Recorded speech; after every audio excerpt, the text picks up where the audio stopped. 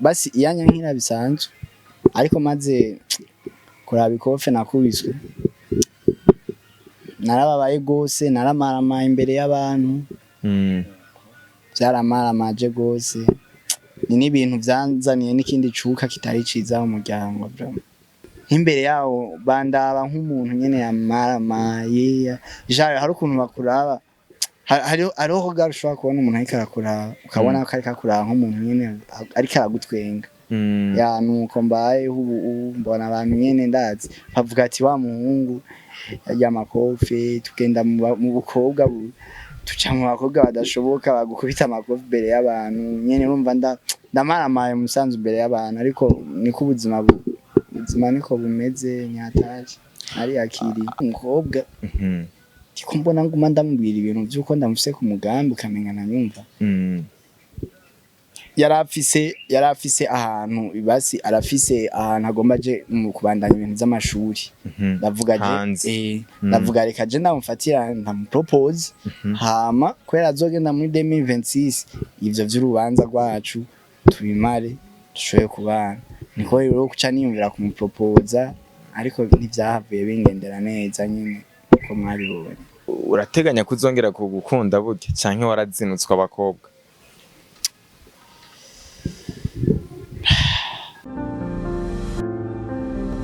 Hello muraho murakomeye nizere ko mumeze neza aho muherereye hose mu micungararo igize igihugu cyacu ciza cy'u Burundi ko ari hanze yacu mu nkundire ndabwira ati mwaramutse canke mwiriwe bivanye naho muherereye nongira ndabaha ikaze mu kiganiro cacu arico canyu umushikizwa na Mario kuri Yaga Tech TV. Uyu munsi nakiriye umu special guest. Impamvu mvuga ko ari special guest nuko haro trend iri kirasirikira kuri rezo sociaux bantu bimana nyimwe tarayibona wacitswe. So bamwita Adelo the Vibes numuririmbyi ariko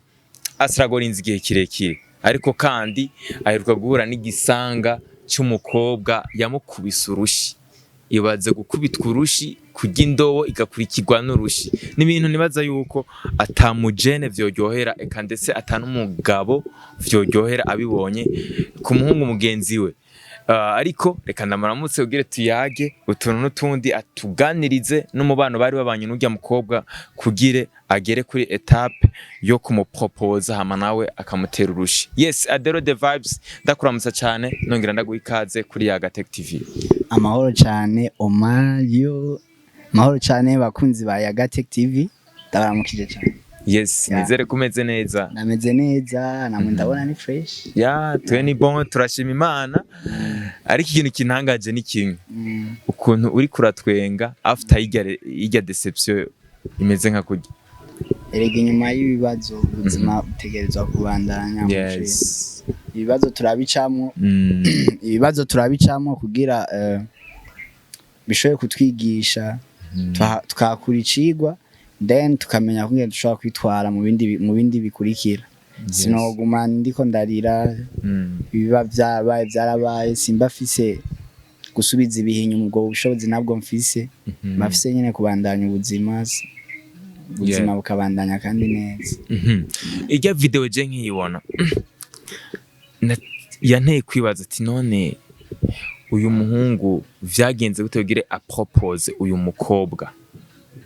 akamugira ibintu nk'ibi mbega umubano wabo wari usanzwe umeze gute? Ndashaka uducire ku muriri ujya mukobwa mwamenyanye gute mwakundanye gute n'urugendo rwari rumeze gute muri rusange? Uko twamenyanye turi ku ishuri twese bitangura menga njo ku ruhande rwanje byatanguye menga ntibiri serie mu nyuma ndavyisangamwo ndamukunda ndabimubwira aranyemerera nibaza ati turi kumwe nyene biri serie turakubita umwaka wa mbere turi kumwe umwaka wa kabiri umwaka wa gatatu umwaka ugira kane ubunye aheze imyaka ine niho nagize mwari mumaranye 4 muri iyo myaka yose ivyari bimeze gute? Ntiwamufata peut-être agucitinze n'undi muntu nta tugeso wamubonamwo ku buryo ububonye bijya bigushikiye uvuga ati bifitanye isano na bijya vyabaye muri pasi? Nibaza ko nta ngeso zibi novuga namubona ko kiretse ko abakobwa urazi n'abantu biyorobeka. Ubu niho nagiye gutahura hari ibintu hari amaction yipasa ntibaza ati ni joke ni twatuntu mupfa n'umuntu muri mu rukundo ati ni ibintu bihera ariko ubu ndavye byashoye kunshikira byashoye kunkorera mu nyuma niho nagiye kwanariza ndabona ko réellement hari ibintu yanyereka ariko aranyereka ko tutari kumwe bya série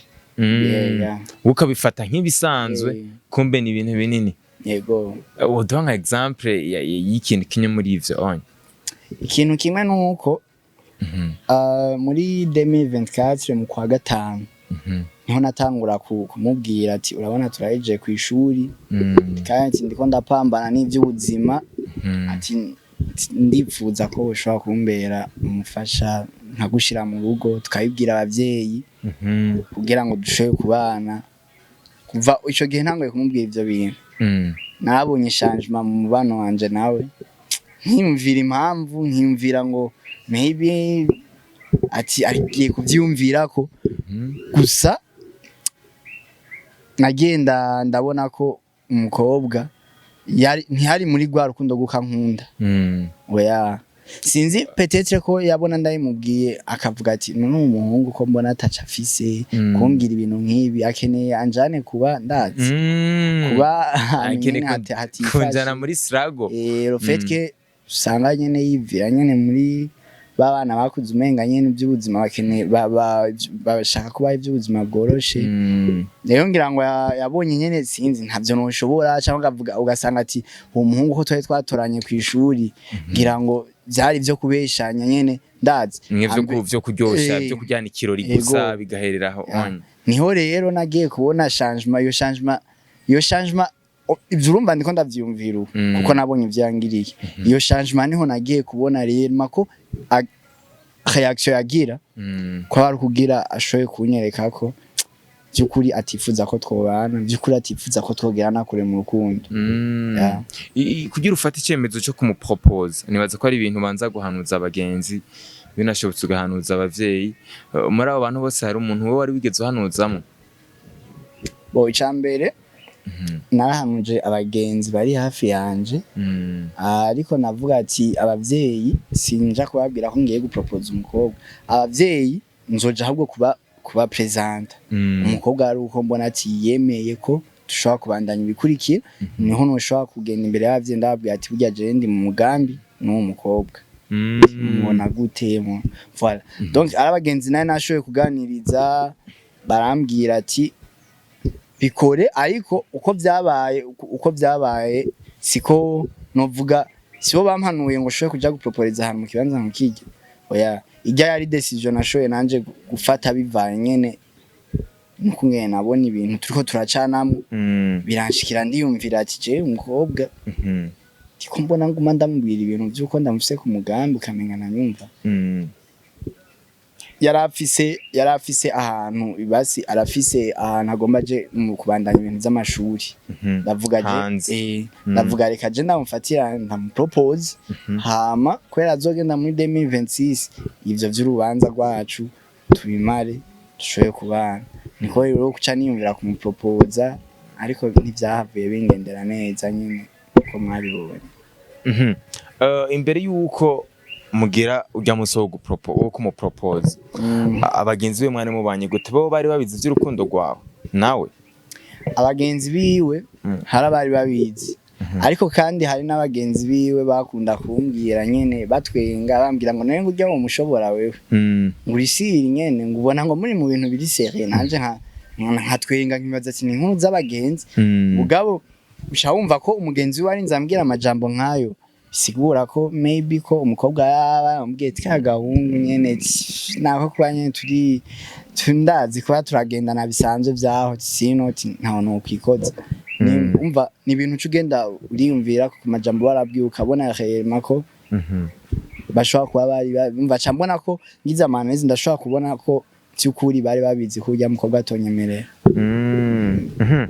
kugira wiyumvire cya kibanza ni ibintu vyakuje mu gute kuri kutiyumviriye mu jahano nko ngaha turi Rofambo ya Garden hameze neza nk'uko aba ariho umuproporeza uko ukarinda kumupropoza ahantu mwibarabara ku isoko ya Kamenge vyagenze gute vyakujemo gute urya munsi twari dufise programme yuko jewe nza kumupropose hari ikindi kibanza cari categuwe siko hari amasaha twari twapanze n'abagenzi banje kuko abagenzi biwe abona nashatse kubibwira bamenga nyene ndazi narababwira ati jewe ndafise ibintu nashaka gupropose ya mukobwa akambwira ngo yenge vyo gupropose navyo bije gute ibintu byuko nkabona nyene kumenga ntibashaka kwitaba nyene ubutumire bw'iwanje mu nyuma rero niko ya mukobwa turi kumwe dushoye kubonana ndamubwira ati nanifuza hamwe 18 tuza kujana kubera umva yari kwari kumupropose yari surprise nari nateguye hari n'ikibanza cari categuwe byari kuberamo niko kucambwira ko ata mwanya afise niko kucambwira ko gafise izindi gahunda nanje shamvuga ati sinshobora gusubiza gahunda inyuma gahunda yari yo kumupropose uno munsi reka ndabimusabira hanyene avaye ukansezera kuko yari agiye kurondera déplacement nyene kugira ashoboye kugenda tavaye uko jansezera reka sinitayeho ngo ikibanza canke akanyemerera aza kuba ari amahoro menshi kuko sinari nifuza ko vyorenga urya munsi ntabimusavye kurande rwanje kuvyo nayo nateguye nikoreye kuca bibera muri kirya kibanza aca gukubita ikofe ryumutse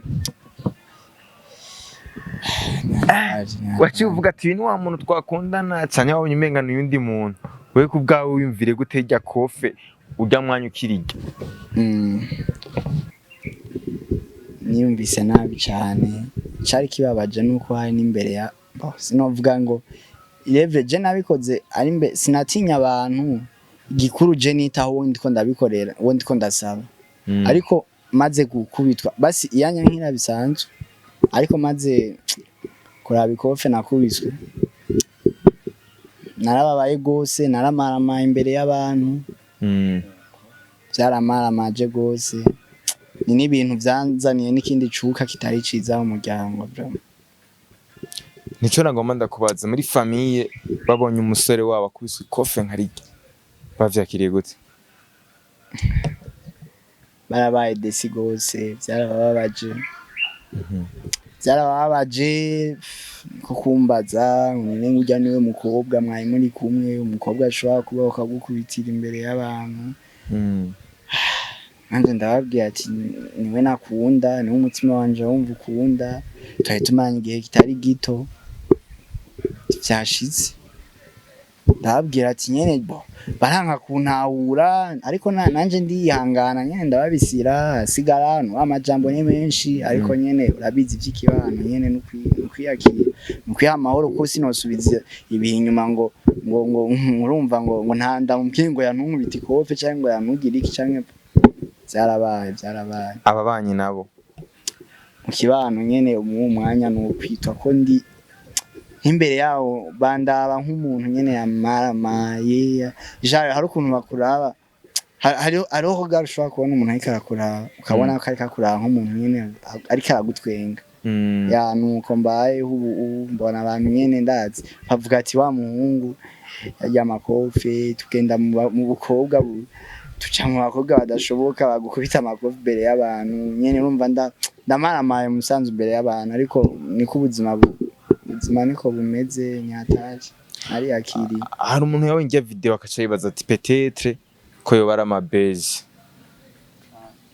kibaza ati shora ko ari prank mbega abantu bafate ko yoba ari prank canke wumva ivy'ukuri ko ari ibintu vyabaye biri serious nabo baragenda bagira iyo prank bakubita ikofe nkariga iyo bijya vyari ivy'ukuri mon frère nta si filme si muziki si iki byaranshikiye kandi nibaza ko tukanuko nyene nibaza ko ntari wa mbere nshoye kwankiko ni ibintu nyene muri societe biriho ashobora gukunda umuntu kibaza ko muri kumwe ariko bikarangira bitagenze neza kuba rero nakubise ikofe mwankirwa imbere y'abantu sumuhero w'isi nari yakiri ivy'inkundo nyene narabonye ko nafatwa nk'umugenzi ngira ngo niwe yanyandikiye arambwira ngo wewe ngo sinigeze ndagukunda ingejo tutari tumaranye kuko muri irya joro nivyo bintu yanyandikiye mwaravuganye muri irya joro avuganye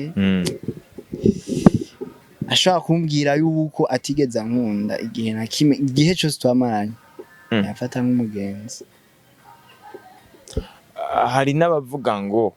ibi bintu mbega vy'umuhungu bafukamira umukobwa ngo ivyo vyo ngo vyaje kuva ryari burya ngo siho bahera ngo babasuzugura ngo gute ngo ushobora ngo gupfukamira ngo umuntu uzozana mu rugo rwawe uzozurana rasiona ngo ivyo bintu ngo niho bahera babasuzugura uwo muntu nawe wamubwira gute umuntu wese afise uko akora ibintu vyiwe siko umuntu wese afise emotion zo zisaho zimujana siko nimba je nahisemo gusaba umukunzi wanje ko tubana nkabihitamo kubikora kurya nuko byari by'umutima wanje na numva umutima wanje uza kuba satisfait ati wagerageje guha kuko irevre nzomuzana yego noba nomuzanye mu rugi wanje yego birumvikana omenga peut-être niwe ari kumfukamira canka kavuga that's ariko jewe bivanye n'ubwo ndamukunda bivanye n'akamaro nabona afitiye mu buzima bw'iwanje bivanye n'agaciro namuha narumva ko ari umuntu aje mu buzima bw'iwanje agashobora kunyemerera akambera umufasha kari umuntu yomfasha gushika ku ndoto nyinshi yomfasha gushika ahantu kure donc kumusaba rero ko yo binyemerera ko yo kwemera akaza tukabana gufukama ku ruhande rw'iwanje ntaco byari bivuze urateganya kuzongera kugukunda burya canke warazinutswe abakobwa aho nawo kwihinyisha umaze kuba desinkungu 4 uriyumvira 4 bari imyaka myinshi mzee uri mu rukundo n'umuntu ukiyumvira ati je utuduke ndiko ndaronka sinkeneye kudusesagura bizoba ibiciriritse bugabo nzobikora nzomutera iteka ndamukuri iwabo biciye mu nzira y'ukuri ndamukwe ngira iki tugire mariage hama ndamugira umufasha wanje ariko bikarangira biheze kurya ubu narabaye ubunye niyumvira ko abakobwa bose ari byo bongirira nibyo niyumvira mu mwanya bro nivyashika ukaronka uyundi wowe uzomufukamira canke wowe uzopfa gushira mu rugo ukonye asubire kugira indi hofe oya ashaka kuza umuntu aguhoza amarira ugasanga kwibagije imwe wa kera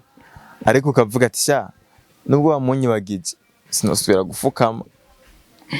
inyihanganire nubwo yoba bikunda ivyo navyo vyoshika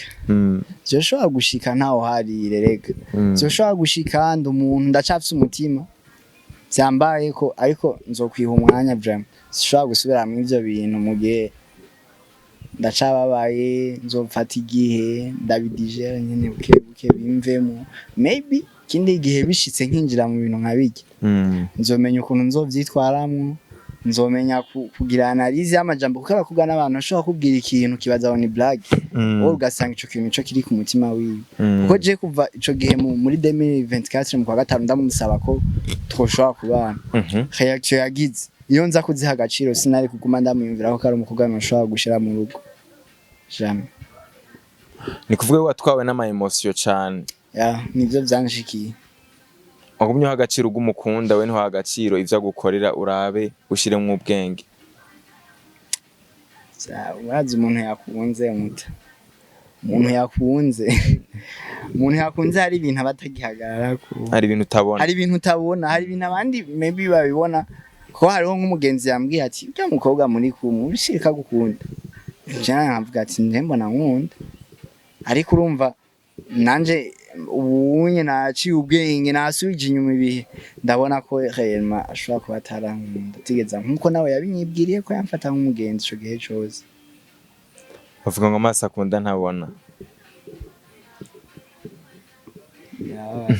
ubu nawe muracavugana canke waciye ubroka sinamublotse yaranyandikiye arambwira ko yamfata nk'umugenzi andungikira audio urumva kubengo sinigeze ndakwiyumvamwo ajya ngo sinigeze ndagukunda kibabaje inyuma y'ivyo byose yambwiye ko afise uwundi akunda Nivyo vyambabaje hama sinamublotse navuze ati okay ubu nyene niyakiriye bumva natanga ubuzima bushasha. Ivyo bintu birabaye ariko kandi wari usanzwe uri n'umuririmbyi. Ivyo bintu ntibaza yuko bizohavura vyicira carrière musicale yawe. Bon, peu importe akazi kose nari nsanzwe nkora. Umuntu wese mu kazi akora arakeneye gukunda, arakeneye kugira urugo rwiwe. Byaranshikiye nibaza ko bazontahura nkuko nabo nyene byo bashikira, si ngombwa kuba byambaye ko kuba byanshikiye ndumuririmbyi nkuko byoshikira nawe umu journaliste nkuko byoshikira umurimi nkuko byoshikira. Donc nibaza ko bitazosha bituma ngabantu ngo kunzi banje canke abakurikira ibikorwa byanje bavuge ngo baratahura ko ari ubuzima n'ubuzima mwisi tubayeho. Hariho ikintu ukora kigakunda ikindi kikanka. Urumva rero kuba maybe babonye kujya kuntu byangendeye ntashoye nankiwe kandi bigaca bibi bintu bigashikana nkari ya hose. Nimaza ko atari cyo kintu coca gituma nabonye baca bampeba hoho. Ahubwo numva umenga bo kugirira impuhwe bakaca baza kwirabira ibikorwa vyawe. Nanje niko navyumva. Abapfuma basi bamuza amarira. Bagonza amarira basi bagakunda ibikorwa vyawe. So kumuntu atarakuzi reka genda ku introducing. Ni Adelo the vibes kuri YouTube yiwe ugenda ugire subscribe. Afise indirimbo zishika kuri 3. Ni indirimbo ziryoshe cyane. Bantu b'Imana mugende muzirabe mu muteza imbere mu muhoza amarira. Je nibaza yuko ikiganiro twegarukiriza ngaha anye kumbura ikindi gihe nzogutumira twumve ingene vyagenze, maybe azoba yaragusavye pardon mwarasubiranye. Sinzi ariko ko zimuha. So reka nagushimire cyane Adela ariko kuba waje ngaha anya kubwiza ukuri abakunzi bacu. Merci beaucoup namwe. Mwakoze kunyakira. Mwakoze kumuza amarira uko Imana ibayizagire cyane. Yes, reka nagushimire nawe muntu wakurikiranye ikiganiro kuva ku munota wa mbere gushika ku munota wa nyuma aho rose ubahwe. Big up on yourself.